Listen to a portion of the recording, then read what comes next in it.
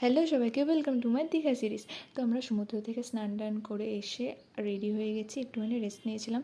তারপরে হোটেল থেকে বেরিয়ে আমরা যাচ্ছি, কোথায় যাচ্ছি এই দেখো, দীঘার জগন্নাথ মন্দির। দীঘা গেছি আর জগন্নাথ মন্দিরে যাবো না সেটা তো হয় না। তো আমরা চলে এসেছি দীঘার জগন্নাথ মন্দির। তো পুরো মন্দিরটা অনেকটা বড়, তো মন্দিরটাও ঘুরলাম, জগন্নাথ দেবের দর্শন করলাম, তো খুবই সুন্দর লাগলো। তারপরে একটুখানি বসেও ছিলাম কিছুক্ষণ, অনেকক্ষণই প্রায় বসেছিলাম। তো তারপরে পুজো টুজো দিয়ে আমরা আবার আমাদের হোটেলে চলে এসেছি। হোটেলে ফ্রেশ হয়ে আমরা আবার রেডি হয়ে বেরোবো। তো তারপরে আমরা রেডি হয়ে গেলাম আস্তে আস্তে সবাই মিলে, এই যে আমি রেডি।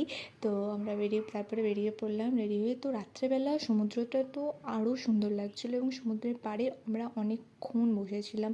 তো সুন্দর হাওয়া দিচ্ছে আর এই সাউন্ডটা মানে জাস্ট অসাধারণ। তারপরে সেখানে এরকম মাছের দোকান ছিল, তো বাবারা মাছ খেয়েছিলো, আমি যেহেতু মাছ খাইনি। তারপরে এখানে আরও অনেক দোকান ছিল, কিছু কেনাকাটা